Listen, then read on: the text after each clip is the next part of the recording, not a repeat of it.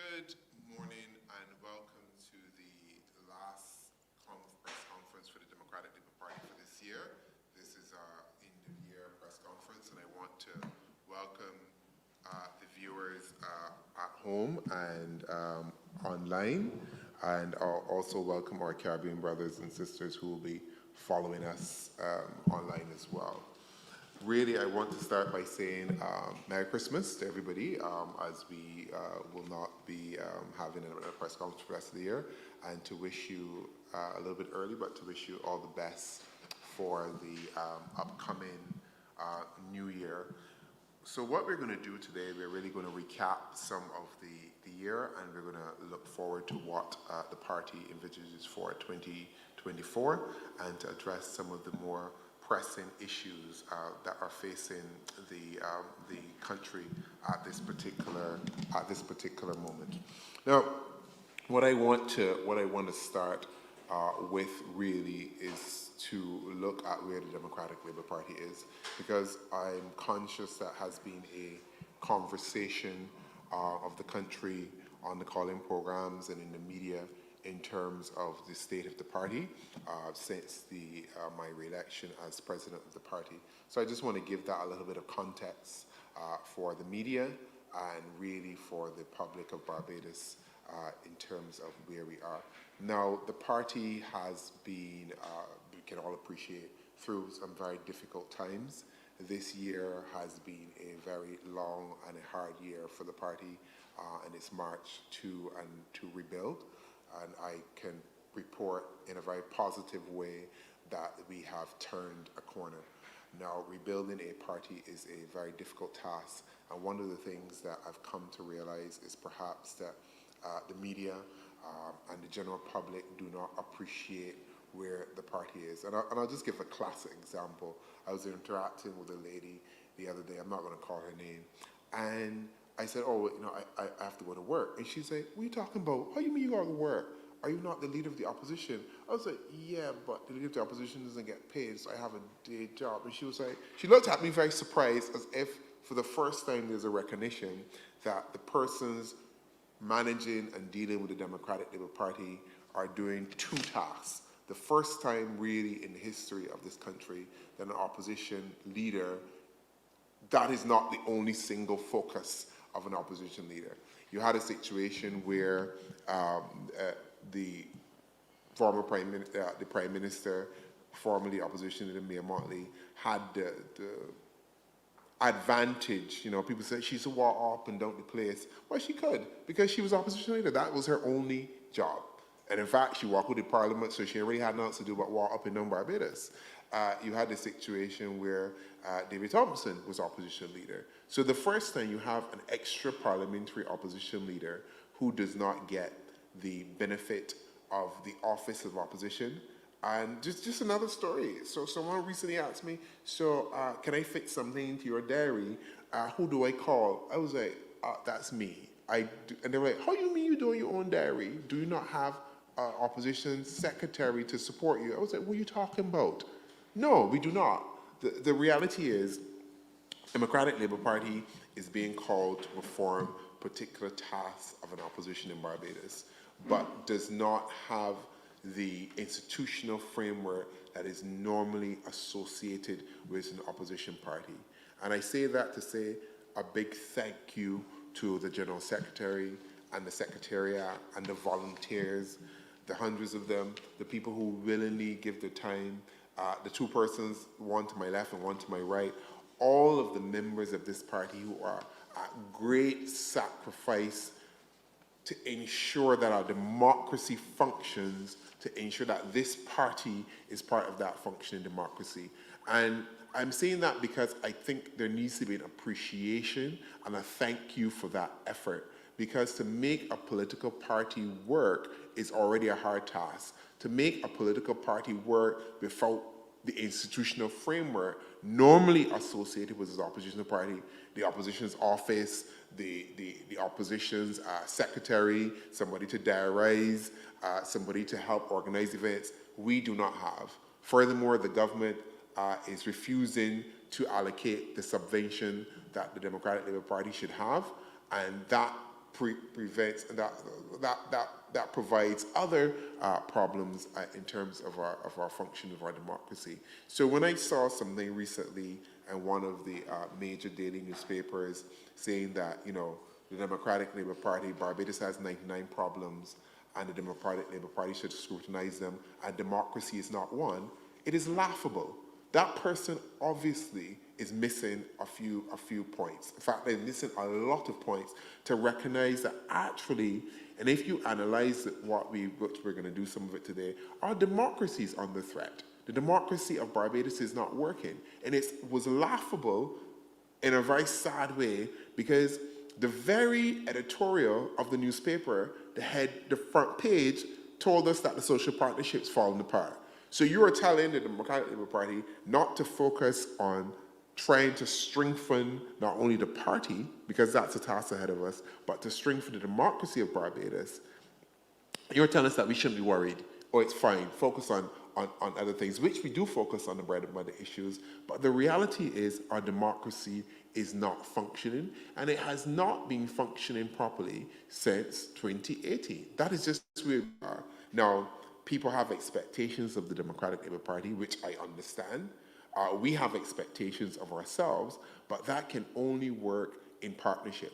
You know, the Prime Minister talked about giving her the vote and watching her. That is not the mission that I want. I want you to give the vote to me, but I want you to come and work with me. I want to actually start a new ethos and a new thinking in politics. The only way that this democracy will work, the only way that the Democratic Labour Party will work, the only way that Barbados will work is if we all work together. There has to be an understanding that the Democratic Labour Party is not just Joy Street, it's not just the few people here in the executive. The party is the country, and the country is the party.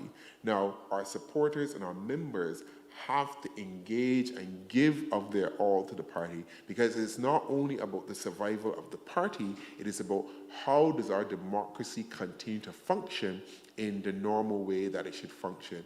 And we know that's not happening. We know that the government is failing in terms of consulting the people of Barbados on major issues.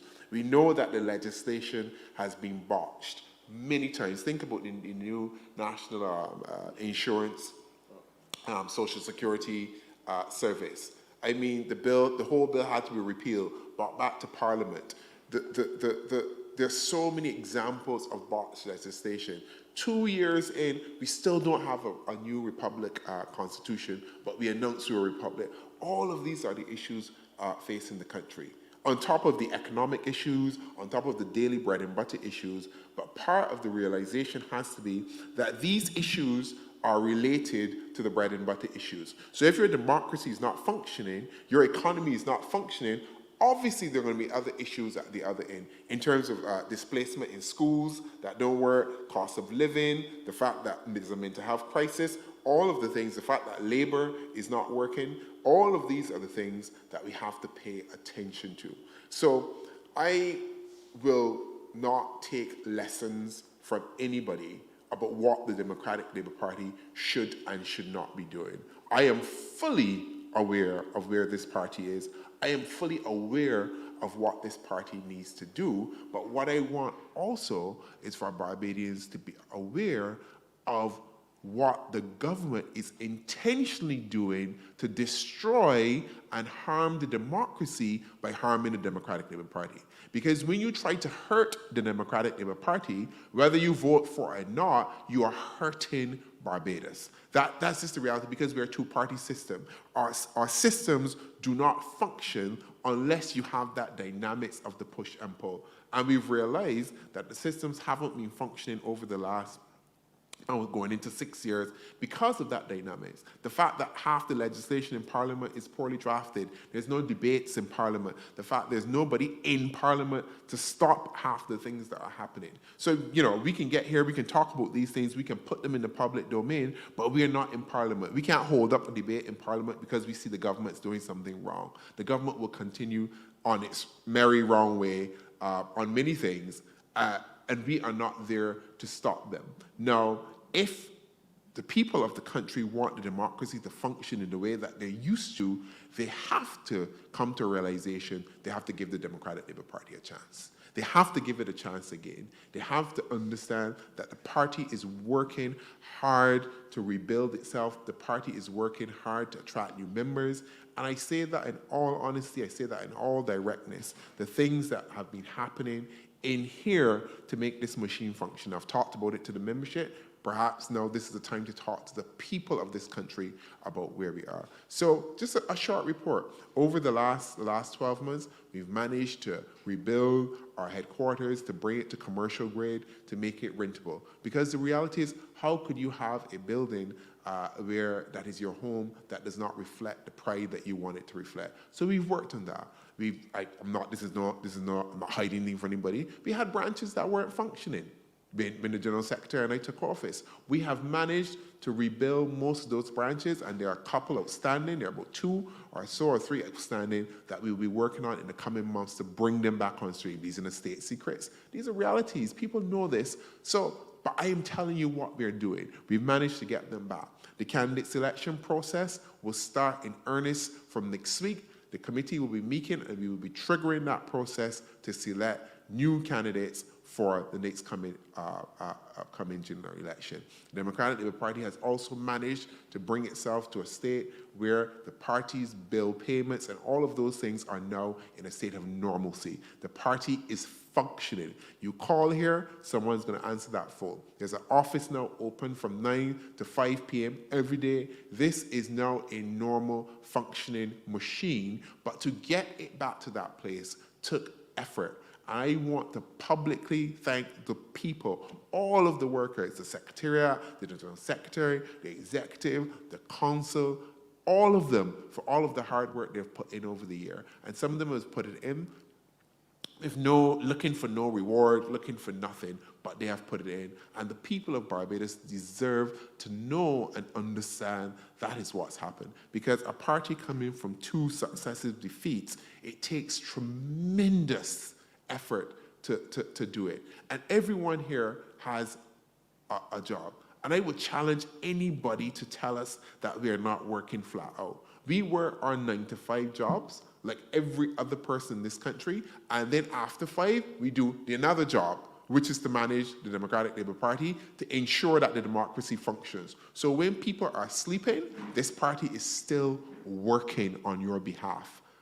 We're not doing it because we want claps or praise, but you need to understand that is what we're doing, so that the expectations of what the party can produce, that can be managed, and also when the party challenges you and says, come on board to work with us, you understand that we actually mean that. We want you to work with us. Because as I said, I am not telling you to give me the vote and watch me. I am going to tell you to give me the vote and work with me, because that is the only way that we can rebuild the party and the country. Because as I've said this before, those 2 projects have to go together. Barbados is in a state. Let's not fool ourselves. Does that mean that everything in Barbados is wrong or this is some doom and gloom? No, but the majority of things are not working. We got more potholes than road. In fact, the road, we really can't see the road because we just got potholes. We have a situation where Ann Hill, St. John Primary, Luther Thorne, Lester Vaughan, St. Stephen's, All Saints, literally it seems like every day there's a new front page with a school that has an environmental problem.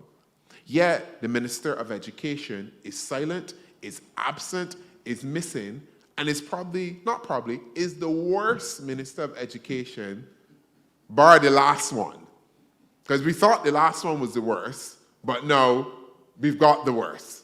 And they took the last one for education, put her in roadworks, and we now end up with more potholes than road. So it doesn't seem that there's any competence among those 2. And the reality is, why isn't the Minister of Education relieved of her duty? You had the Springer Memorial debacle. You had the IADB survey. You have all of these 6 or 7 schools that I just mentioned with environmental problems. You have the fact that Teachers are under stress. They don't have the resources. Teachers are buying basic supplies to manage their schools. All of these things, and you're telling me the Minister of Education is still in her job? I don't, these things are hard to fathom. And the reality is, parents also, and I implore parents, tell them, if you are at a school and you realize that these schools have environmental issues, pull one of the children out the school. I am very proud of the parents at St. John's Primary School done right. And if it's happening at other schools, stop singing silent. We have to end this cloak of silence that is covering this country. Speak out. If it ain't working, march, sick out, stand home. Because the reality is you are not going to get the change that you want unless you are part of the change. Yes, the Democratic Labour Party is here. Yes, we can marshal the troops. Yes, we can put out policies. Yes, we can defend you, but you also have to be part of that process. Because that is what the new politics is about. And in many ways, it's about reclaiming your country and reclaiming your voice. Because the days of watching the government are over. It is time to have some action. It is time not only for our membership, it is time for the country to engage itself. It is time that you, if you're a school and you take your child to school and the school got mold, you know what you're going to do? You're going to pull your child to that school. That is just it. If the teachers go to school and they ain't got no facilities, or they ain't got no paper, or they ain't got no crayons, well, you know what happened in that day? Well, I guess the teaching will not be happening. Because we have to advocate and we have to get up and do things for ourselves as well. You know what the Lord tell you? The Lord has helped those who help themselves. It's time that we start helping ourselves to recognize that we can make this country better, but we can do it together.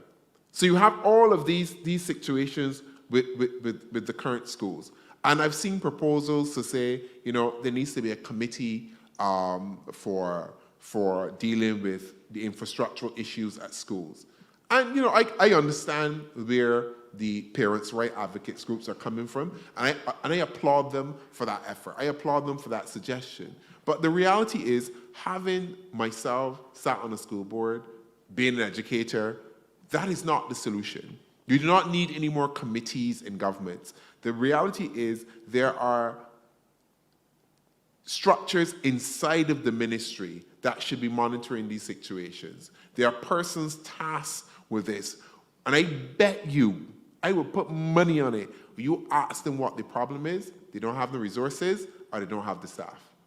So instead of looking to create more institutions and more organizations, what we really need to do is to look to see what is going on in our civil service. Why aren't people working? Why aren't you delivering the things that you should deliver? So for example, I went the other day to get my driver's license, get a new card. One teller at the thing, the line snaking through the door, everybody complaining. Now, it's easy for me to blame, and people can probably curse the teller, but it's not their fault. The question you have to ask, why is there only one teller? That's the first question. So therefore, that means there's a resource issue. That means there's a management issue. So we always talk about civil service reform. We talk about the civil service isn't performing, but the question is why? So if somebody ain't getting to work late, and you say, come, Betty, come, you sit down next to me. What's going on, Betty? What's going on? Why you come to work late? Or why you don't come in on a Wednesday? And you talk to Betty, and you realize, actually, Betty's a caregiver, because Betty's mother got Alzheimer's. She's the only body that can take care of her, but she can be there. And then you understand, then you have to put resources around to support persons to be able to do their job. This is often the problem I find with this government. There's a blame factor for everything without trying to drill down, why are we in the spaces, are we at the places that we're at?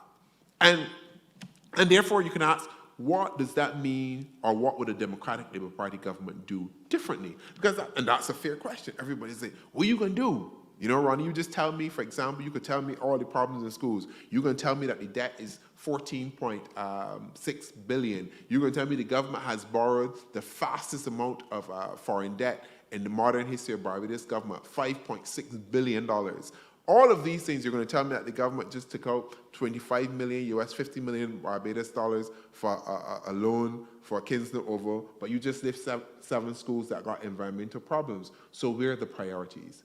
What this comes down to, and some of this stuff is not what people consider sexy politics, but this is how it works. You want a country to work, sometimes it is just old-fashioned, boring, hard work. They're not spend, they're not fancy posters, they're not catch lines. It is just about being able to understand and work. So you want the country to work. How do you get it to work? How do you fix all of these things that we're talking about? And the first thing you have to recognize, what is the value system that drives the Democratic Labour Party? Because people wonder, what is the Democratic Labour Party about?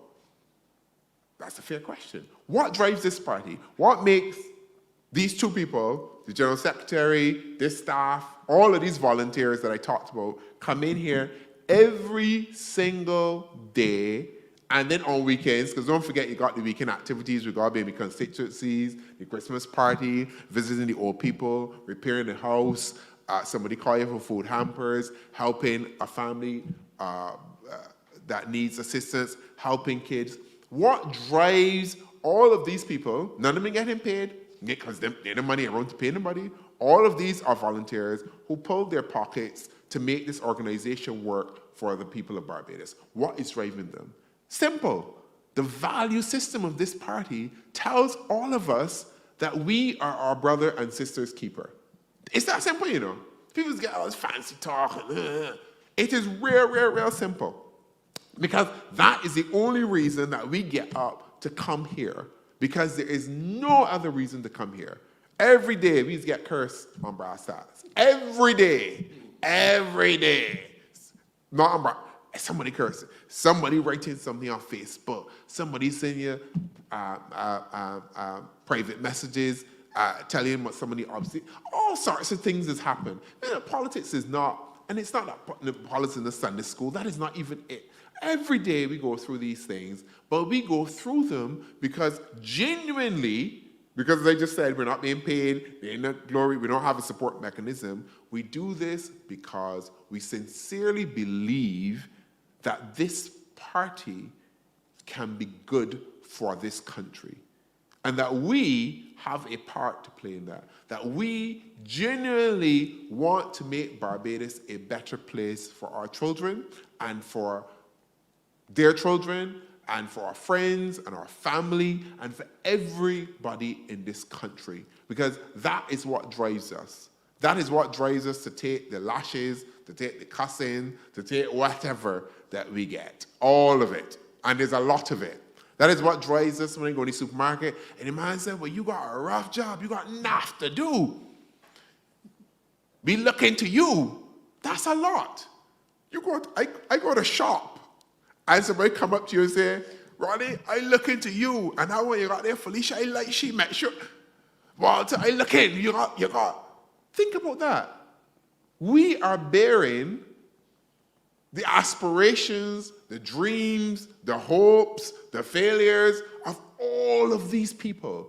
The expectations that this institution has to perform and do good for them. That's a lot. That's a lot every single day we wake up to that. But we still do it because we're still here. We've come to the end of the year. We've made it. We've not limped to the end of the year. We are walking proud into the end of this year. And next year, we're going to be running next year. But it's a step process. So what I want to talk a little bit about the economy. I'm going to talk a little about education, but maybe a lot about education. And I want to talk about electricity. So let me start with electricity, because the reality is, and this goes to my central point about the government and its democracy, and why really, when we say that the democracy is in trouble, and we worry about the democracy, it should be a worry of the major newspapers, the major media houses, and it should be a worry for Barbadians. So I was actually somewhat really disappointed. And I'm sure my advisors are probably looking at me, Ronnie, don't do it. You know, but I speak truth to power. And I just tired of foolishness. And the reality is the disappointment that a newspaper can look at the Democratic Labour Party, one of the oldest political parties in the Caribbean, to tell us that we should not be concerned about the state of the Barbadian democracy because Barbados got 99 problems, but democracy is not one. As if that was meant to be funny, as if it was meant to be some slap down or a throwaway line. The democracy in Barbados is in trouble. I said that in the beginning, and now let's go through how. So the government of Barbados, or the Barbados Labour Party regime, because sometimes I can't tell the difference, because I don't think they know the difference, recently introduced an amendment to the Utilities Act of Barbados.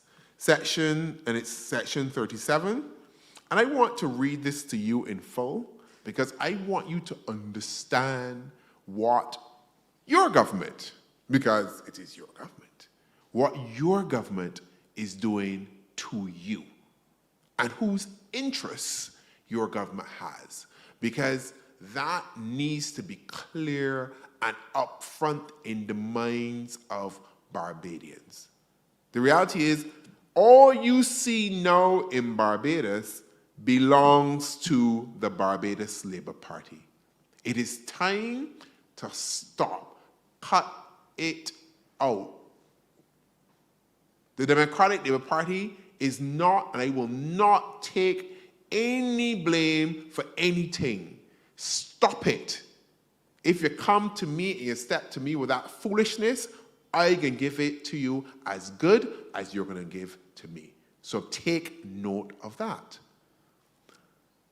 You have a government that's trying to move an amendment to basically take away your power as a consumer when it comes to utility regulation in this country. Let me read the amendment.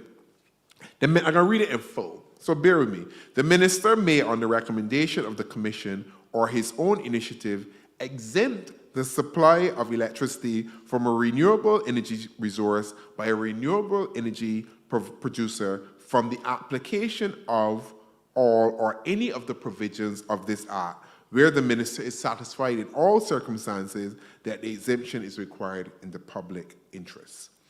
What this really means is that no rate or service regulation for an exempted electricity provider if the minister feels like it. Y'all understand that? This amendment will mean that a minister can determine that there is no regulation for an energy provider in Barbados. That they can get around the issues of regulation. So what just happened with Tricia Watson and those interveners would not happen. So the fact that those interveners, and we thank them, the Democratic Labour Party, I want that on record, thanks Tricia Watson, thanks David Simpson, thanks those interveners for the job they've done. What just happened in terms of them winning that case to stop that rate hike, that will not happen. This is where this country is. The reality is what this amendment will do, it will undermine the Fair Trading Commission. It's being used to make the Fair Trading Commission useless and redundant and defunct. Basically, the Barbados Labour Party regime is obviously unhappy with the way that the Fair Trading decision went against Emira. And we know this is the case because we had the previous Minister of Energy, Kerry Simmons, on record in 2023 telling Bajans pretty much that they have to accept if electricity rates go up, and being on the side of Emira. We had the Prime Minister making pronouncements back then too that the cat and mouse games between the FTC and the Light and Power have to stop. What cat and mouse games are you talking about? That is how democracy functions. They make an application for a rate increase, the FTC reviews it, we, the public, me, you, all of we consumers, we intervene and we say, well, actually, this ain't on me benefit. There's a discussion, there's a ruling, you comply. It's that simple, you know. That's how democracy works. How you mean as a cat? You are basically telling me the functions of democracy is a distraction for you. You don't want democracy? Because you want to be able to wake up, call somebody, shout down the phone, do this now. That's how this is work. That's not how it works. So you have a situation where a government is trying to say that the FTC, because the FTC provides an opportunity for interventions by ordinary Barbadian men and women when it comes to what their electricity rates will look like, the government is trying to say that that's affecting the process and the functioning of energy development in Barbados. Foolishness. The role of that is to ensure that we are protected. So when Tricia Watson and those interveners went out there, that was protecting us. And on top of that, the Democratic Labour Party joins because we don't got to do everything. I say to people, oh, the Democrats, why are you leading on this? Why are you doing that? There are other people out there we can support. That's new politics. Everything got to come to a political party. We can support and say, we support and we stand with the parents in St. John. We support and we stand with Tricia Watson and those interveners. So I support and I stand with her call. That didn't give me back my money though. I want ham money. I want ham over Christmas. I want to put up a Christmas tree. All of we children want a little present. It's been a rough year, cost living high. We want back our money. And I can sure ain't gonna be no $25 because their rate increases was rough. Bills went from $100 something to $300 for two old people in the house. We had some of me members here come and talk about it. How he bill went up, and we don't want to be old people. Steve, you know what he's talking about. He frugal, but he bill was still through the roof. I used to wonder how he had the bill so low in the first place. I said, but you turn on your lights? He said, yes, we keep them on. But bills went up. So that's serious money that got to come back to we though. And we ain't hear nothing, not a peep from the minister, not a peep from anybody else. And like the power was some bogus case that they want to carry to the high courts. Accept the decision of the FTC, give me back the money, move on. You're wrong, you've been found wrong. It's that simple. That's democracy. That's the way it should function. Talking about democracy, add to this, we have not got the election report back from the last election. You can even got an election report yet? No reports. We ain't get the IDB report yet? We get that yet? No. We get the report from Spring School yet? We get the report from St. John's School? We get the report from Ann Hill School? Nothing. But you can got a major newspaper telling me that democracy is not a problem? Telling the Democratic Labour Party that democracy ain't a problem? I mean, look, let me tell you something, right? 2024, gonna be sellouts in this country. Understand that. As my mother would tell you, put down your pipe and smoke it. Because this ain't going down the way that people feel that this has to go down. We will not be two-faced. We will not be hypocritical. We will stand on the side of what we believe always is right and always in the best interest of the people of this country. Because at the end of the day, it is about the people of this country. So that's electricity. Then you got basically the economy. Now, we had the update from the governor of the central bank, who I remembered, I warned clearly, you know, he's got to take a cussing. But, truth has a way of always being true. I remember this party warned. We said, the governor of the central bank will not be good for Barbados.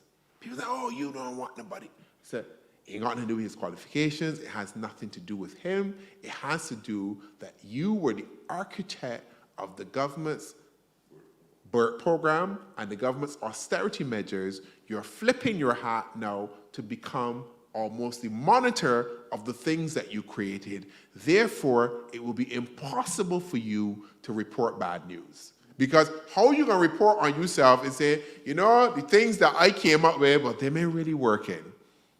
That BERT program thing, they ain't really working out. You see that debt restructuring that we take really $2 billion from the NIS? That's because the NIS to go bankrupt.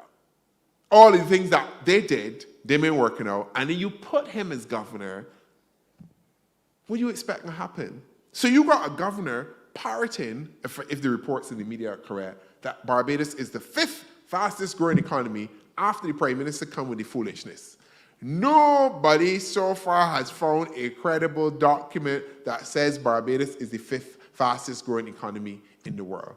And it's almost impossible to be the 5th fastest growing economy when tourism has not even fully recovered to 2019 rates. Everybody in the region is doing really well.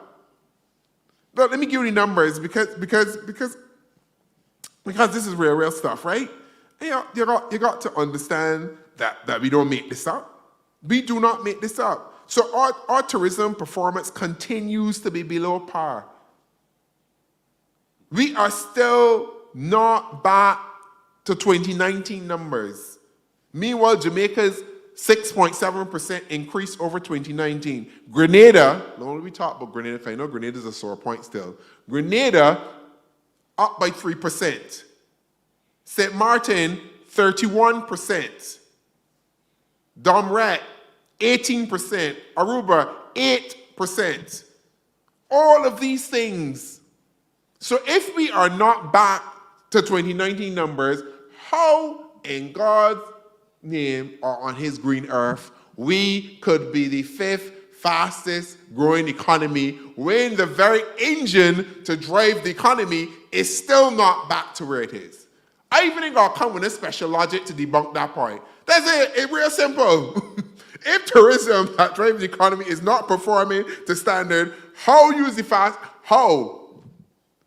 By borrowing? Because that's the only thing that we fast at this moment. Borrowing and debt and inflation. Because I can't understand it. And if maybe the governor and the prime minister got some kind of special report that we don't know about, they're more than welcome to share it with us.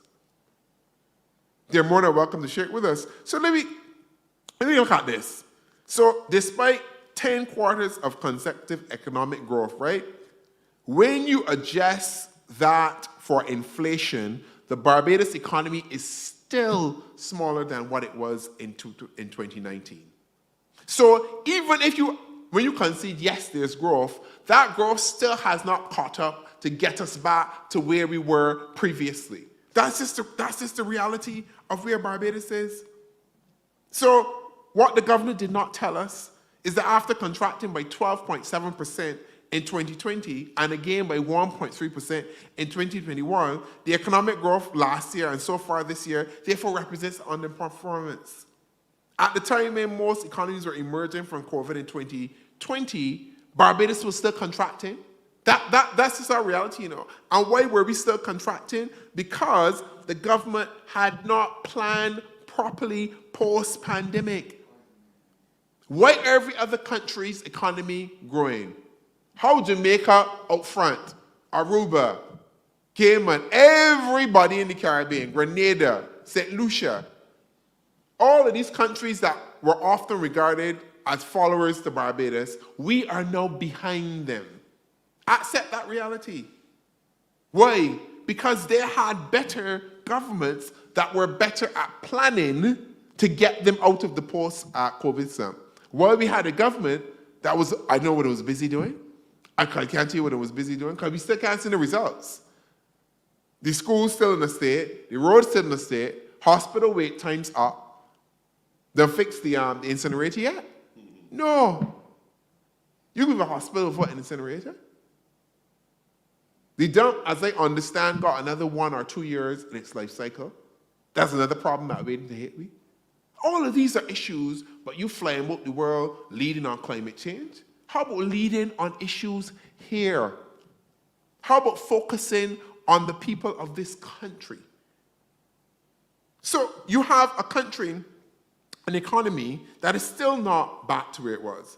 And don't let me start with Leah. Because the government of Barbados, bad decision, and let me lay the blame where it should go. It is the Barbados Labour Party government that is responsible for the destruction of Leah. Their decision to abandon Liat. You could see a David Thompson doing that to Liat.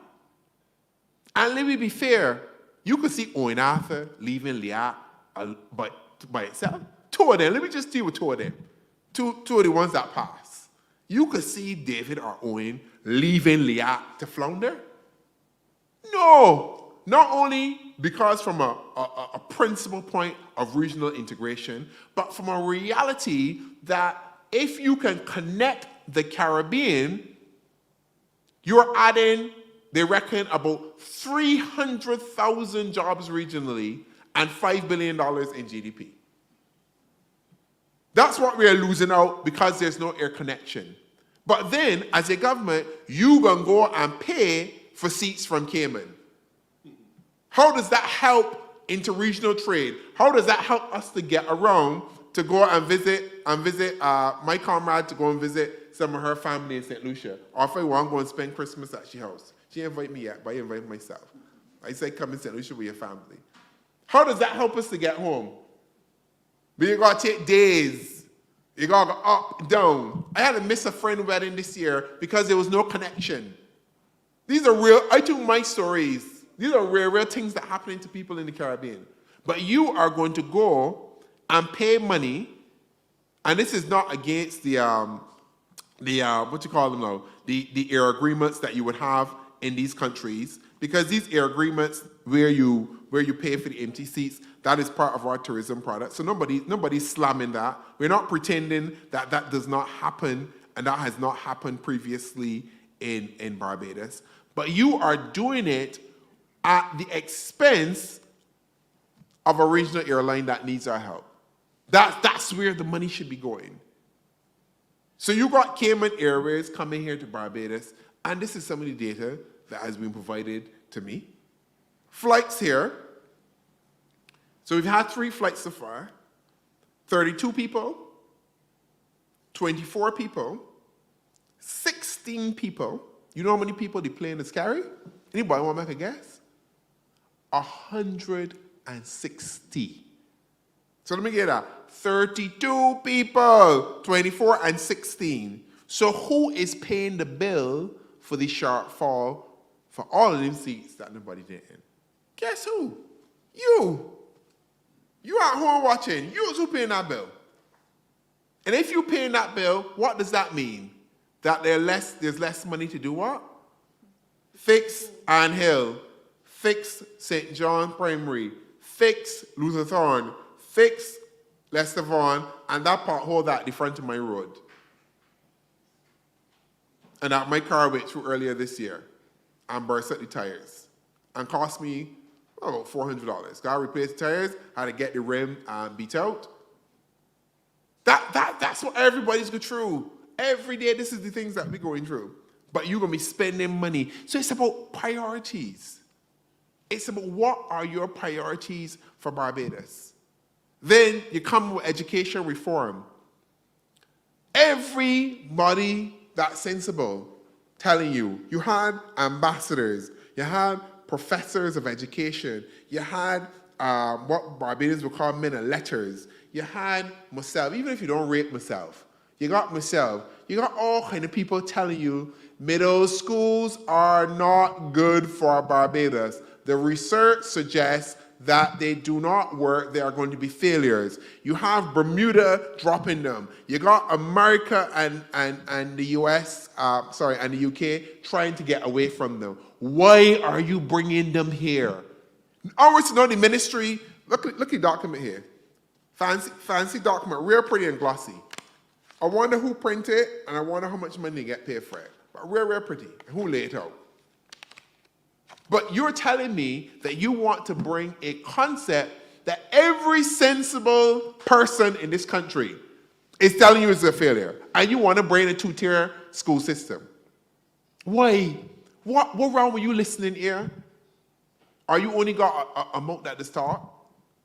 Because if all of we telling you the same thing, you mean that nobody insensible enough in the ministry to say, okay, we've heard you, being God sitting down and abandon this idea. We got to think about this ain't making sense. Because something got to be wrong with all of you then. Every single expert, read the newspaper, every single expert is telling you this middle school thing is not something that we should bring here. That the focus needs to be on primary education. I was talking to a teacher yesterday. They need resources. They need trained teachers at primary school. We used to take any and everybody and throw them in the primary school. That's where the focus should be. You should have to be a trained teacher to teach in primary school. Increase the salaries at that level. Those are our most valued teachers. Because if we get it right at primary, it can come through the system better. Yes, 11 plus needs to go, we understand that. But the 11 plus often is a spotlight on the problems in the system. Because if you do the 11 plus and you get a particular set of grades, the 11 plus is not necessarily the problem, it's the problem within itself because of the way it divides up and streams children. But the 11 plus is showing there are issues in that learning process.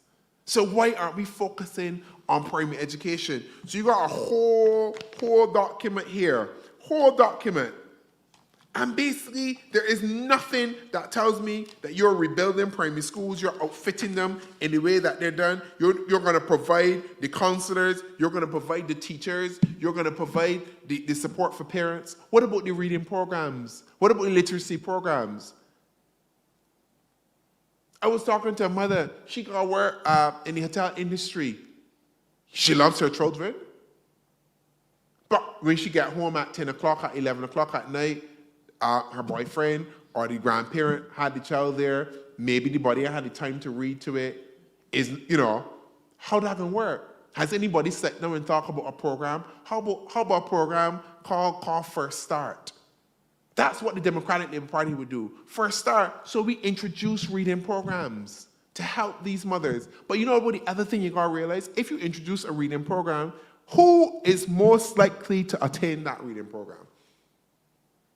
Not the people that need it, bet your bottom dollar. It will be middle-class parents. So where you going to put a reading program? I like it, but you put it at the National Library on a Saturday? Who can drive to the National Library on a Saturday? You live in St. Lucie or St. Philip. You work in the hotel industry. You come home. These are realities. This is what government should sit there and think about. So if you got a reading program, where do you have to put that reading program? In the community. It got to be in the community. And on top of that, then you have to have after-school programs. You got to have something for the kids to do after school. So between 3 to 5, you have to build in extra activities. Because every child ain't got a parent that can carry to swimming. Every child ain't got a parent that can be able to carry to violin lessons. So there has to be a built-in program where every child is able to do some kind of activity every single day. Something. Because the parents want to do well by their children. But if you work in the hotel sector, let's be realistic, you get home at 10 or 11 at night. What going on? Ain't that is a bad parent, but you also want to provide. You got to feed your children. They want clothes, they want food. You got to pay the bills. So you have to have support. So you get foolishness from the Prime Minister about get more children. Where is the support? You got extra reading programs? You got book vouchers? You got child care vouchers? Who can take care of these children? You're gonna give me a year off of paternity and maternity leave? With pay or some 3/4 pay, some form of pay? With the child tax credits? Nothing? But you gonna talk about get more children? We can get everyone. All this stuff is support. So when they take value system again, Be your brother and sister's keeper. So when we talk about policies, we're not just randomly talking things. They're coming from a place here and they're coming from there. This is the country that we face. So I just want you to understand the value system of the Democratic Labour Party. Know that we are on your side. Know that we are working hard day in, day out to make Barbados better. Know that we understand what you're going through. Know that we're making the suggestions, the policy suggestions as best as we can and as we see that will work for you. Know that the candidates are coming next year. Know that the party is revving up and we need you alongside us. So I can tell you, give me the vote and work with me. That is what we want from you, the people of Barbados, because this is a contract, this is a partnership of equals, and this is a partnership where we will work together to fulfill the vision of Barbados. And that vision would mean a focus on education, a focus on making government work again, so efficiency, a focus on a new economy to bring jobs for Barbadians, and basically a focus on ensuring that there's a good healthcare system, a basic healthcare system to provide for Barbadians. So I will now hand it over to my colleague, Felicia. Okay, good morning, the media. Thank you for coming. And of course, you've heard your president, and one of the things that really touched us is that no matter what they say about the Democratic Labour Party, no matter what is written or what is said, we show up. It is our responsibility, and we take that kind of responsibility to a very high level. Some of the issues that we have recognized throughout the entire year were related not only in terms of the economy, but also in terms of education. But a very dear part that we have very recently been discussing is the issue dealing with youth. And how do we deal with our youth, young persons within the society, what we'd call the youth economy. We're seeing the Deputy Prime Minister spoke about mental health and the mental health issues that young persons are facing. We're also seeing an increase in youth suicides. And I think it's a very important area that we have to look at this administration and how it has functioned. These are not issues that just happened overnight. These are issues that research has shown that since 2016, we've had problems with youth unemployment. We've had youth dealing with various types of social and, of course, economic issues. We've seen research in the UNICEF have shown that in 2016, that 32% of young persons in Barbados live in poverty. And these are very serious matters because we're dealing with a society that, although that we believe that we're doing fairly well, as some of the media, some of their ministers have said, we're seeing that there's a segment of our society that we need to place very close attention to. So what we're seeing in terms of the very high increases in mental health of our persons is really the consequences of what we have continued to allow within our society and what we have not taken consideration of. So the very factor dealing with adolescents, youth adolescents, not only in terms of the poverty rate, and we could imagine poverty brings about in terms of how individuals and how they have the ability to cope with that as well. The research also shows that adolescents between the ages of 10 to 19, those who live with female-headed households were nearly twice as likely to live in poverty as opposed to adolescents living in male households, which is very interesting in terms of the gender disparity and gender equalities within our society. So the very factor that we need to look at in terms of not only in terms of the mental health of young persons, but also in terms of youth employment. In Barbados, 31% of youth were employed in the labor force as compared to 86% to adults. So such matters is very important. So again, we are appealing to the various sectors. We're not only appealing to, in terms of youth, the youth meaning their ministry responsible for youth development, but also the social protection of those persons. What kinds of intervention that is required for them? We understand that those crises of the young persons is greatly needed, but what kinds of provisions are we making accessible for those persons, because it's a very serious matter. This is our future generation. How are we going to deal with it?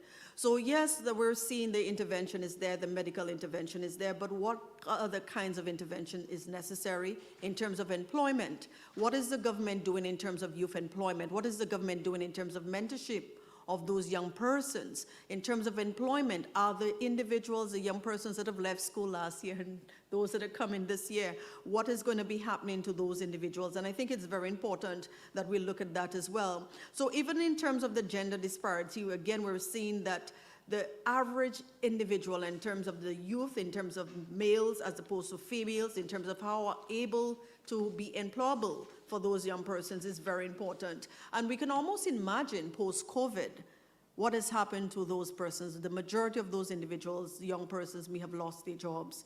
So it's very important that we look at those kinds of interventions and what is required and what is necessary, and having those programs. And of course, we can also understand that we're not only dealing with adolescents and mental health, but we can almost imagine those young persons in those schools that are facing those challenges and how they feel in those various environments, being pulled out of school, not being able to access the school, not being able to access their friends, and all those kinds of concerns are very, very problematic.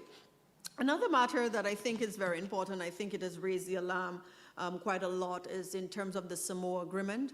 And I think it's very important that the government, and we have spoken entire, and what the Democratic Labour Party have seen primarily is the lack of public consultation on those policies. The government believes that if the Democratic Labour Party does not receive a subversion, that is still a subvention, that they should still show up. They should still do the job that is required of them. But as our president has shown, it takes a lot of hard work. We have to show up regardless of how we wake up. We had a meeting last night, we got home after 11, but we had to be here. The dedication that it takes for us to speak and be the advocate on the people's rights and citizens' rights, it's very important that we take that very seriously in and of itself. So the reality is that we look forward in working with the government. We look forward in working with citizens. We look forward in working with social partners and, of course, civil societies. But the reality is that we need more public consultations on those issues.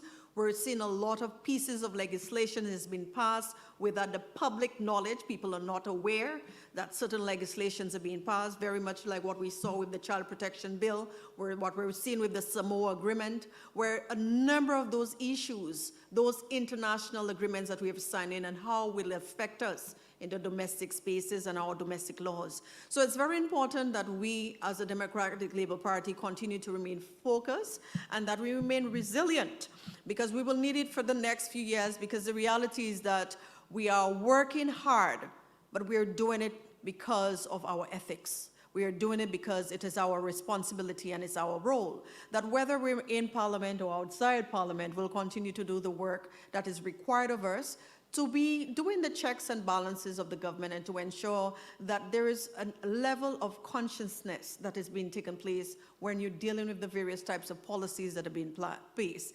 Also, we have to look at in terms of citizens' rights, rights of children, and of course, most importantly, parental rights. Gender rights are very important. We have to look at all citizens within our societies and how best that we can serve them and uphold their rights as a society. We want to ensure that the government says what it does and do what it says it would do, and so that we have to hold them accountable, but we cannot do it alone.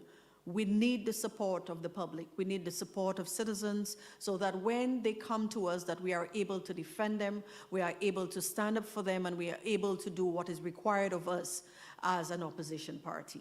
I don't know if you want to add some more, my brother? Good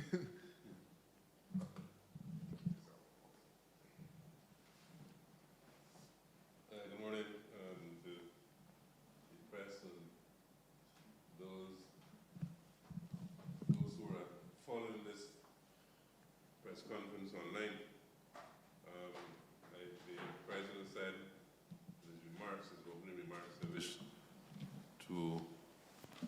convey our best wishes to all those who are listening to us and who would probably read the comments tomorrow. A blessed and healthy Christmas season, and hopefully we will have a better year next year.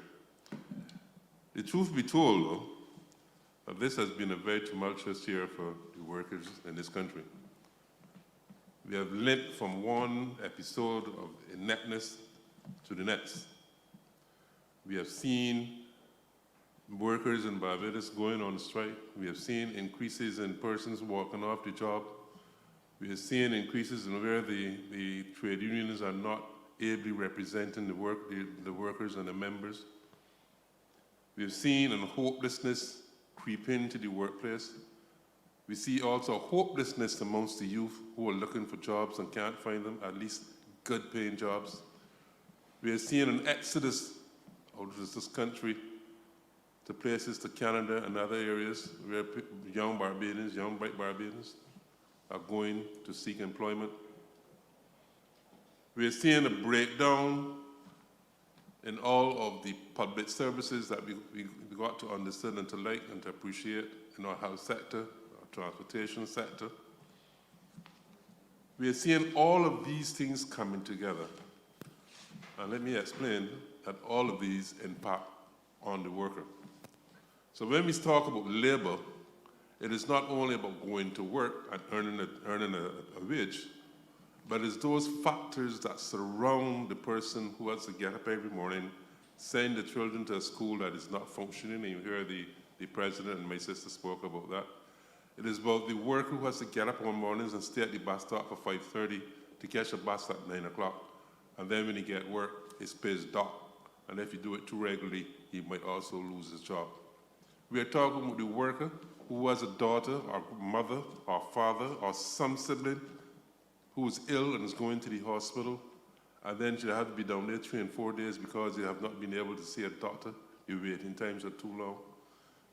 We have workers who would have themselves who might be suffering from serious illnesses of cancer, and they go to the hospital, and then you hear that the machine that they're supposed to use in order to monitor them and to help them get well is not working. And if they need that kind of help, they will have to go to a private institution where they do not have the money to pay, so they suffer in silence. These are the issues that confronting the worker in this country. But to make it even worse, we've had earlier this year, for the first time in the history of this country, where an employer locked in the employees under the watchful eye of the labor movement, of their labor representative. This is an amazing thing. Has never happened. And the employer normally locks out the employee. Well, you don't lock them inside. Well, we had that in Barbados. And everything seems to be going awry in this country. Every morning we wake up, there is a problem. Every morning we wake up, there's a different issue. And it's just mounting and mounting. We get fairy promises that this will happen and this, the next thing will happen. They do not happen. The president spoke about the rate increase. The Barbados Light and Power is now back again asking for another rate increase. Clearly, the worker in this country cannot carry it. And for those persons who are willing to stand up and to intervene on our behalf, you are putting restrictions within an act to stop them from doing it. No. Explain this to me. Who is the person or persons who should be looking after our interests? A piece of legislation goes to the Parliament, an important piece of legislation dealing with national insurance. It was discussed in the House of Parliament. Not 5 persons got up and spoke on it. And this is a piece of legislation that's going to affect every worker in this country. And these are the same persons, these representatives, who represent constituencies that have workers that will be affected. They said absolutely nothing. Yet it was passed. And now, 4 weeks later, or more, a month and a half later, you bring back a different thing. You repeal the first one, and you bring back another one. Unknown to Barbadians again. Because this second act was not discussed with anybody. Nobody knew. Nobody knows that the age of retirement, the age to get the national insurance pension don't go on to 68. By 20, 30, 40 or something like that, by 68. That wasn't discussed with you. You're contributing to the fund. But you destroy the fund by removing almost $1.3 billion out of it. Then you put the onus on the backs of the workers to say, fix it. Then you increase the age, you didn't tell them anything. But you know the most remarkable thing about this again? Is that this thing was done by stealth. You go to the Senate on a Wednesday. Independence Day is on Thursday. So it goes on Wednesday. Not one member of the government side, the senators that represent the government, spoke on it. If not for, thank God for Sister Monique Tate and Dr. Hines and Crystal Drates said, if not for them highlighting it, nobody in Barbados would have known. But it was taken and passed, assented. That was by the Wednesday, the Thursday, the Bank Holiday, Independence Day. Independence Day. And we're not twinning Independence Day, I'm not Republic Day. The people of this country says Independence Day. If you want a Republic Day, choose your own day. Okay? But on the eve of independence, where people in this country fought for the liberation, a country, a party that says that they have the interests of workers at heart, goes behind their back, introduces a piece of legislation unknown to them. And by the Friday, the 1st of December, the Minister of Labour goes on national television and announced that finally, national insurance has transitioned now to a board calling itself the National Insurance Security Service. And some friend of mine said to me, it really should have been the National Insurance Subterfuge Service because it was done by subterfuge. That is the harsh reality that we in this country is being faced with. So when we hear the talk about, oh, we are going to look after you, and we are looking after the workers in this country. No, you're not. You're looking after yourself. There are more people in the public service as soon as we reach 60 are opting to go home. And that is a fact. And the reason for that? Because people are unhappy, they're being victimized, they're being ridiculed every day within the public service. And because the other thing is that when the delivery of public services are not working, what the politicians do? They look for the scapegoat. They look for the scapegoat, but this is the worker because they can't defend themselves. They don't have the unions to defend them. That is the reality. So what is happening for next year? I'll tell you what will happen for next year. We're going to see the restructuring now. We cannot put it off any longer. The restructuring of the SOEs in this country. And the restructuring of the SOEs do not mean that government is going to be providing added employment for people. Because we allowed, and this is another problem, I must say this here to the press. A statement was made when the BAMC is being restructured, or they said they're going to restructure it. And they said to the country, it would only affect 367 people. I think that was it, the total. But do you know that within the BAMC itself, and this is only the persons who are permanently employed, there are a number of persons who work in BAMC who are temporary. And there are also a large amount of persons who work in BAMC seasonally as well. And it's been doing it for the last 20 years. So the total amount of persons we are talking about is well over 600 people. But I tell you 300. They've not said how this thing is going to work. They tell you that there will be shareholders in the new company. They never tell you how you will become a shareholder in this new company. A letter was issued, a very barren letter. This is what is going to happen. But there's nothing detailed in it as to how it is going to come about. And we still have to see. We workers are going to work every day and still not certain what will be happening to them. And I'm saying that sometimes the press need to dig a little further. Ask those questions.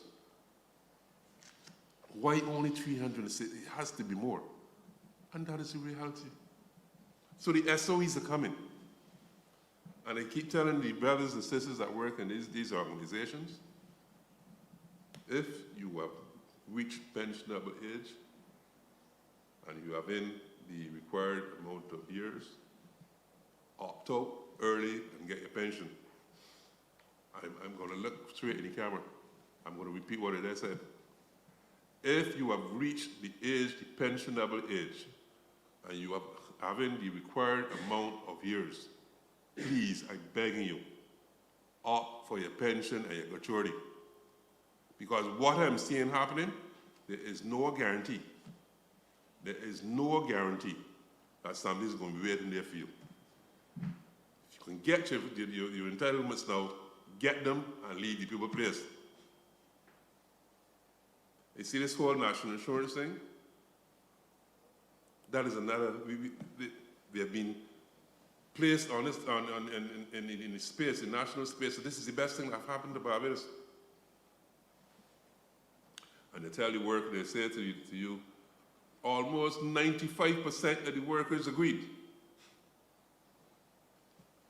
But what they didn't tell you is that 95% of those persons were threatened. If you don't sign on, you haven't got a job. If you do not sign on, you do not have a job. So people want the employment, so they sign on. They didn't tell you that. But maybe you should go and ask some of the people in national insurance what it is.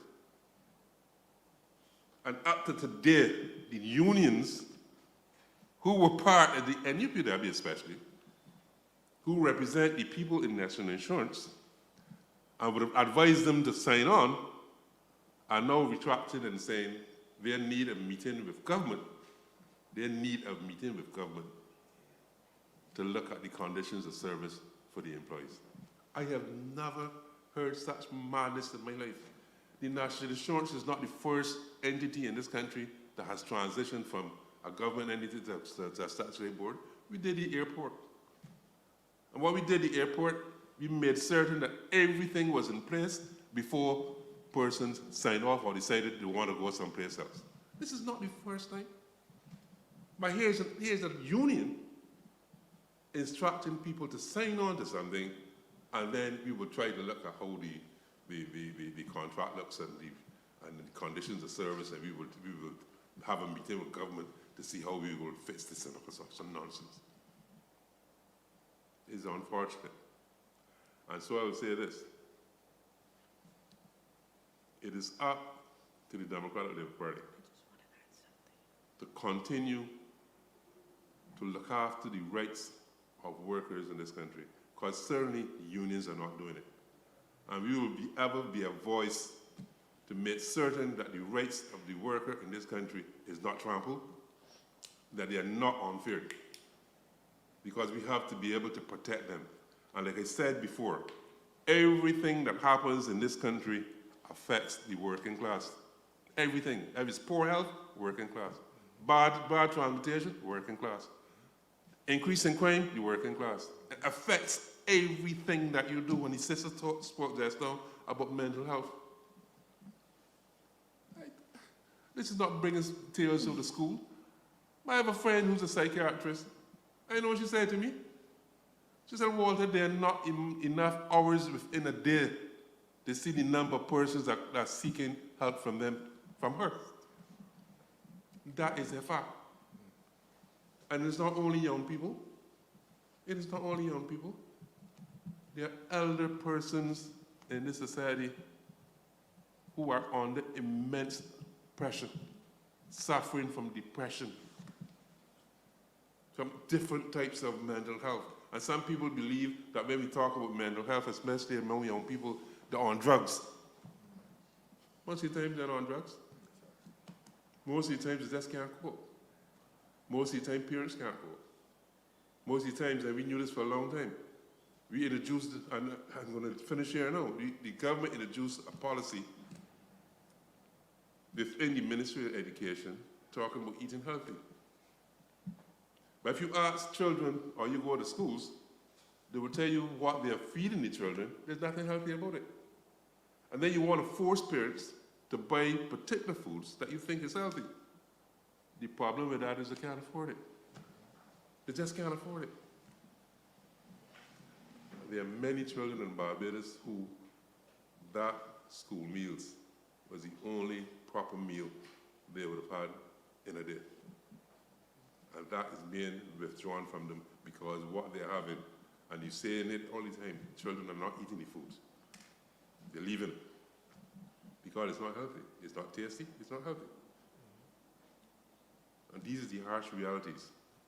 So if you ask me how this year was, and I'm going to end here, it was a tumultuous year for labor. There is nothing to show that workers in this country have enjoyed a better year than last year. And the question remains, are you better off now than you were in 2018? Are you better off? Can you pay your bills? Can you look after your children? Can you look after yourself? That is the question that we need to ask. And I would hope in 2024 that we will see some silver lining. But I know that silver lining will only come about as the Democratic Labour Party continue to pressure government into doing what is right and what is just. If I may just add, and I think it's important to just continue on that position that you spoke about, and I think it's important that the government start thinking of putting family first. Because the issues that we're seeing is the failing in the human services of this country. It has been failing for a while now, and we can see the consequences of poor policy development, poor policy intervention from the various ministries that is dedicated to look at the family unit and to ensure that every member of the family, whether it's the parents, whether it's the children, whether it's the youth, that their needs are being upheld, that their needs are being taken care of. So putting family first is not just a matter of putting a monument for Independence Day. It's more than that. It's taking into consideration every single family member within the Barbadian context, that everyone is taken care of, that their needs are taken care of, that you serve the family to your fullest capacity, and then you make allocations, proper financial allocations to serve those communities. This is perhaps the very first time in the history of Barbados we've seen so many homeless persons within the community, to the point that business companies and business agencies are now coming to the public and making requests that is worrisome, the numbers of homelessness that we're seeing, not only from males, but also females, mothers, and their children. These are very serious matters that we need to look at. And the very fact that the ministry that is responsible for people empowerment have not been able to devise a proper plan to deal with homelessness, to deal with family members, single mothers who cannot afford, whether it's housing, whether to adequately take care of their children, rather than to take their children away from them. These are the issues that we need to look at. These are the issues that we need to focus primarily on, putting the family first, not just giving you a vote, but ensuring that the family, which is the center of every society, must be taken care of. Because once you take care of the family, you take care of your society, you take care of the state, because the family is the first unit. You have to take care of the parents. You have to take care of the workers. You have to take care of the children. You have to ensure that the school environment is safe, that they do not have to go to school in an environment that is toxic for their health, that the teachers are in a safe environment as well. We have to look at the youth, not only in terms of the mental health, but to ensure that they contribute adequately to the society. We have to look at it in terms of their receptiveness to crime. We're seeing what is in terms of crime and gun violence within our societies. These are very serious issues that this human services is failing within this country, and it has been failing for a while. And this is one of the reasons why we are seeing some of the consequences of poor policy development, because it lacks public consultation. It lacks the intervention of the oppositions. It lacks the intervention of other voices, because it seems that when other voices speak, they are usually told to keep quiet. They know what they're doing, but obviously they do not know what they're doing, because had they known, we would not see the kinds of consequences that we're seeing right now. We also have to deal with the very factor, and this is a very serious issue. We have not heard from the minister responsible for housing in a very long time. I do not even know if he still has this portfolio. Because we're hearing one minister is talking about homelessness, but we're not hearing anything for homes or what are the possibilities or what will be done in the next 2 years. Proper planning. It's like this government, and of course, the electorate, you need to stop blaming yourself. I think we passed the stage. They asked us to give them the vote, and many of us did. You've done that. But now we're seeing the difference between politics and governance. And what we're seeing in terms of governance, it is failing rapidly. And I don't know how far or how long we can go ahead with that kind of poor preparation and planning.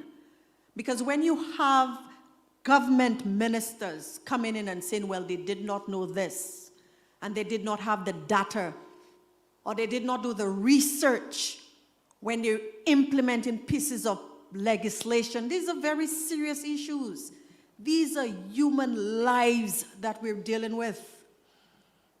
The policy is the abstract part of it, but the impact that these policies will have on individuals, our future generation. How can you have an educational reform without coming to the public, without speaking to parents, without speaking to teachers, without speaking to social interventions or what we call the civil societies? But you're going to draft those policies, you're going to draft those reforms without the persons whose lives will be affected by those reforms. So it's very important that while we reflect on this year and what has passed over this year, that we also have to take some element of responsibility. We have allowed such incompetence to last for too long without us saying a word about it. And I think it's very important to applaud those persons that have come forward, those persons that have stood up, because you're part of the opposition as well, whether you want to accept that or not. Because what an opposition is, it's not only an institution, it is to hold any government into account. We must have a level of transparency. We heard our comrade talking about bills being passed and there's a public holiday the next day. This is strategic. This wasn't done overnight and with the assumption that people will not notice. And we're seeing quite a lot. Persons need to hold themselves as citizens. You need to hold them accountable. If you feel that democracy is being threatened, then you stand up. Yes, the Democratic Labour Party will take our blows. We can take so much. But we're taking it because we know we're doing it on your behalf. If persons were attacking me because of who I am, Felicia Dujon, yeah, it would bother me. But when I recognize that I'm doing it on your behalf, I have to broaden my back. I have to broaden my back because I know at the end of the day, you are the ones whose voices have to be heard.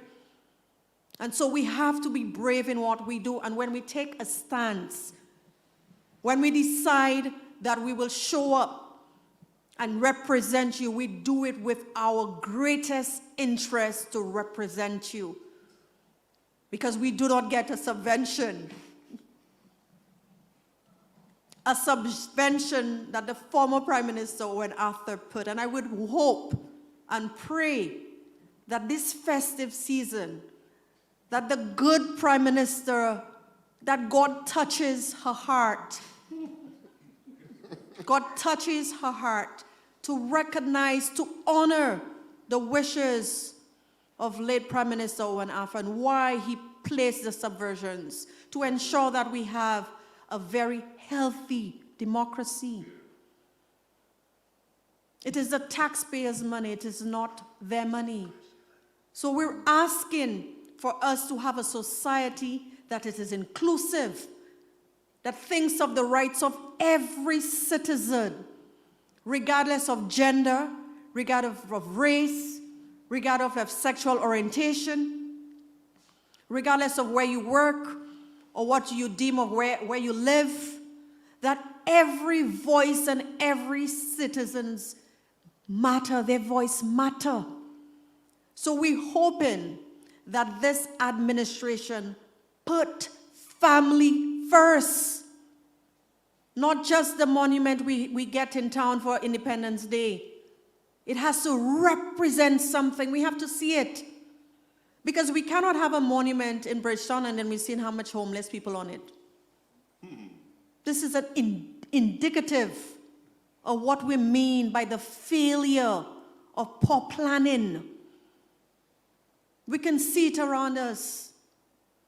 And since everyone is given their own personal experience, usually I don't try not to. I live in, in my own world sometimes. But every independence, you remember how busy the supermarkets used to be?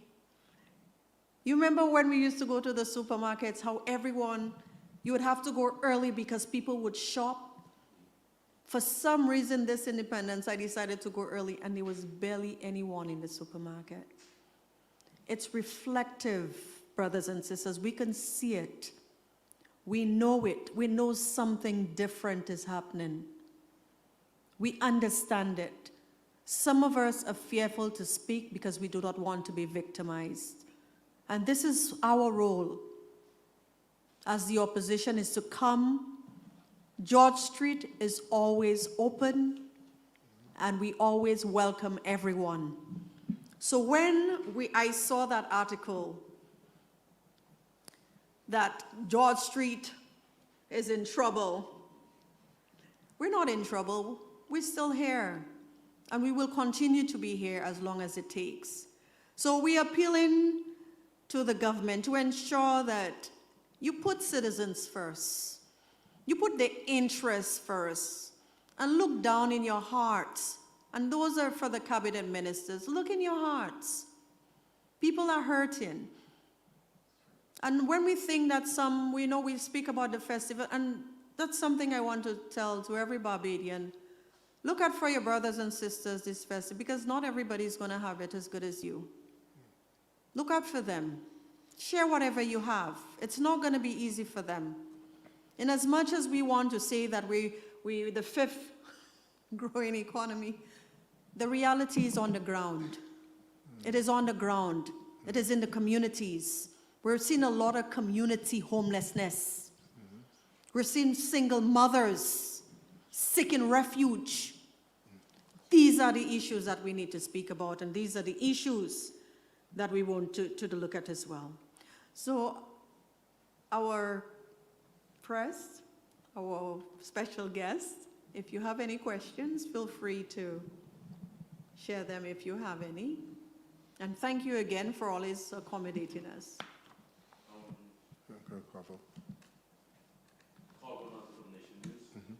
Just two quick questions from me. Firstly, as it relates to the Utilities Amendment Bill 2023, given the concerns that you raised, that it seems that surface regulations for an exempted electricity provider, would be, exempted from the fair trading process.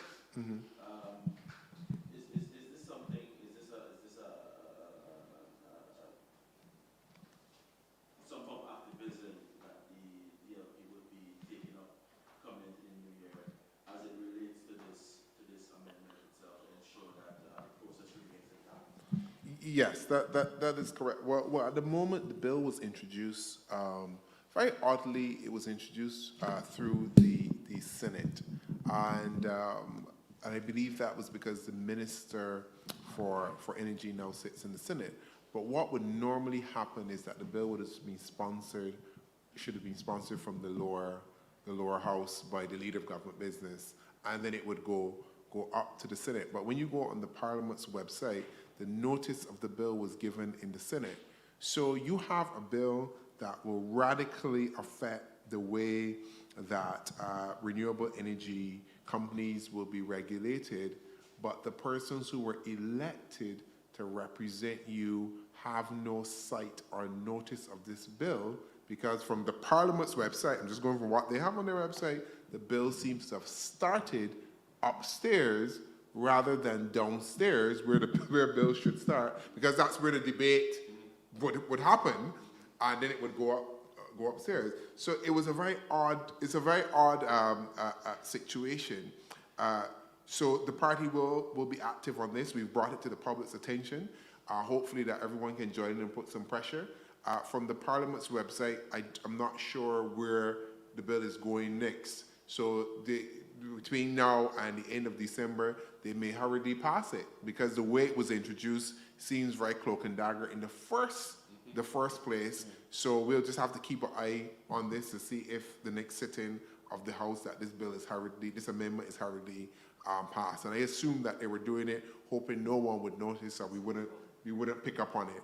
But obviously, as a party who does its homework, and we have people, as I said, people are always working volunteer, we were able to spot this, and we would hope that the media will also join in terms of just educating people, letting people know it's there, and to go on the Parliament's website and object. Parliament has a website. Go and make your objections known. They seem to have a habit of taking down objections or comments from people. There's a fact. It recently happened to Niall Harper with the cybersecurity bill. They removed his comments. Somebody else went and put up the same comments. The comments are still there. So you could see that it's obviously intentional because of him. And if the government believes that you're in opposition to them, they don't want to hear you. So I would urge Barbadians to flood the Parliament's website and overwhelm it with their comments and their objections to this amendment. But I mean, I was trying to determine if there's going to be like a step further. I mean, should it pass through Parliament? Does the DLP intend to, I don't know, launch some sort of protest? What's the plan of action then, if it goes the distance? Well, the DLP would have to protest it, of course, but by then the bill has passed. You see, this is when we talk about the democracy and consequences of where we are and the perils of our democracy. Because you have 30 people in the House. We could go and march in front of Parliament all we want. If those 30 people do not budge, that's it. If we were in the House now, that's a whole different story, because you can filibuster, you can move amendments, you can bring, you can't have the surprises, because we would also have sight of the order paper ahead of time. All of these are the things. So these are the consequences of not having an opposition in Parliament. So often now we are trying to respond to things as soon as we get the information to alert the public and to rally the forces. So as much as we can march, which necessarily we will do what we have to do, the reality is the party has to be returned to a place in Parliament. And people have to recognize, by not having the opposition in Parliament, these are the kinds of things that are happening, especially Walter talked about, the fact that the bill for the national insurance, they repealed the whole thing, did it just the day before, sneak it through. If Walter was keeping an eye on it, how we wouldn't know. You probably didn't recognize that. If we weren't keeping an eye on it, you wouldn't know. So we are doing our job as an opposition, because this is exactly what we have to do. Keep an eye on things, bring them, and agitate. Final question from me. You mentioned that you had to rebuild several branches. Some of them weren't functioning. Could you give us an idea of the numbers that weren't functioning? How many you had to rebuild? How much are still outstanding to be rebuilt? So we had originally 7 branches or so that weren't functioning. In a 12-month period, we've been able to reduce that to about 3 that we still have to deal with, and we will deal with those in the new year. So that is a tremendous effort in less than 12 months, really, to get those branches up and functioning. And we will do the rest in the new year so that the party is in a fully, fully equipped and ready for an election, as we get ourselves ready for an election. Okay.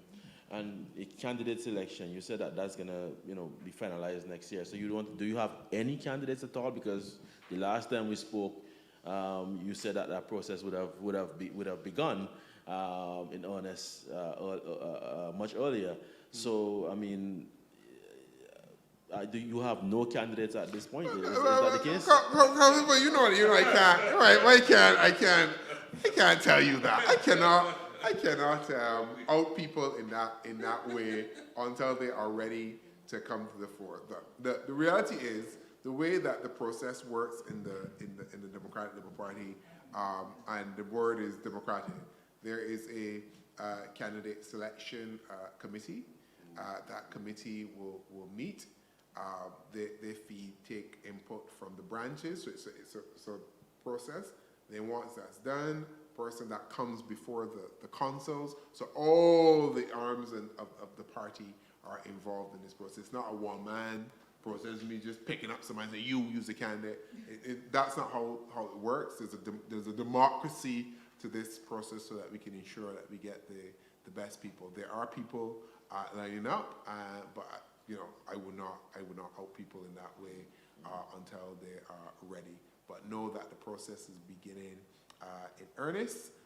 When I mentioned that to you, I was doing some of the hunting around, so the process has been continuing, but now this is the actual official process where branches will be alerted to begin their if you like, their official on-paper search. But obviously people have been engaging, people have been coming forward, but this is the official, how to put it, this is the official institutionalization of that process. Some of the criteria are pretty basic. We are looking for people who have Barbados at heart, people who care about the country.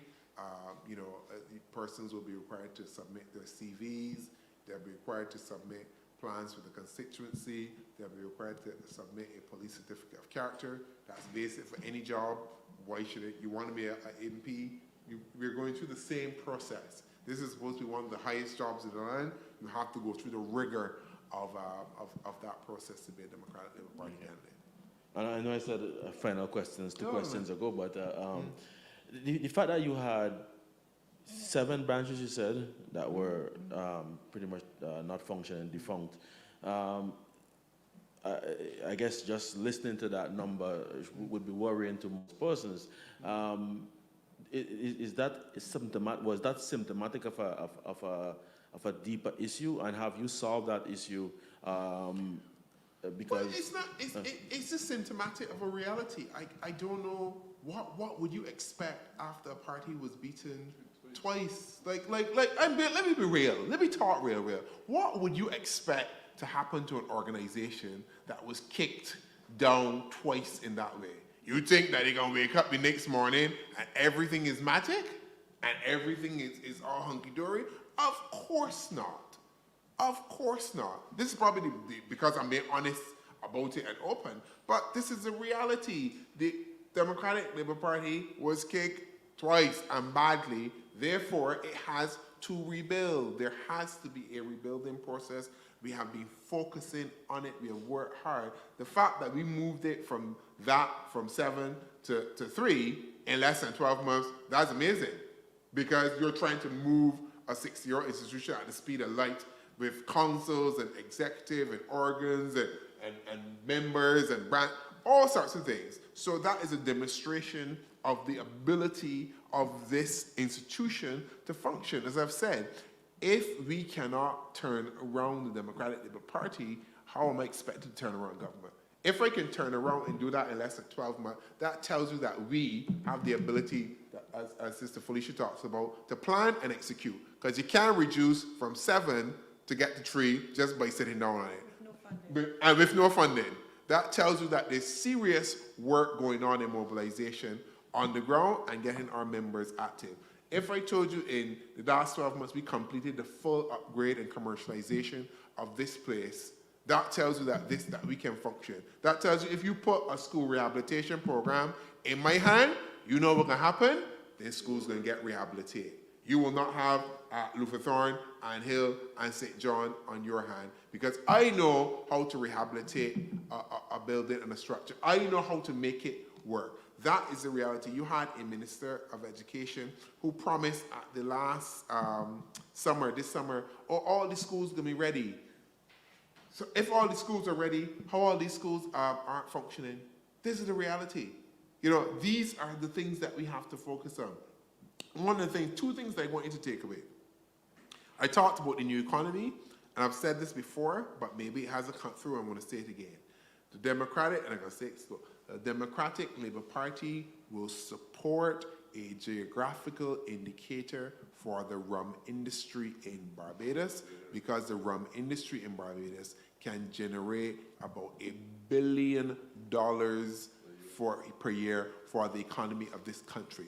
We're talking about $1 billion industry. The government does not seem to want to support that. The Democratic Labour Party, I want to go on record. We commit ourselves to providing a geographical indicator to protect Barbados rum. Barbados rum should only be made in Barbados, cured in Barbados, used in Barbados water, used in Barbados sugar. It will not be molasses. It cannot be cured in France or anywhere else. And if you try that, it is not Barbados rum. Guyana has gone ahead, and they have a geographical indicator for Guyanese rum. Why are we still lagging around? Because we have a government that does not understand how a new economy should be built, that does not understand, obviously, what a geographical indicator is, and is unwilling to educate itself about how to build that new industry. But I commit to building that, because there are two things for this. One, we have to reclaim ownership of an industry that literally our blood and sweat and tears are in. Why would you not protect it? All of our ancestors died on these plantations making cane. Now we have a chance to make money from the rum industry, not from raw cane anymore, from the rum industry, to pay for the same roads in the schools and the hospitals. Why are we not doing it? Is there something the government's not telling us that they can't roll out a geographical indicator for the rum industry? On top of that, one of the things that I want us to take away, this party will commit.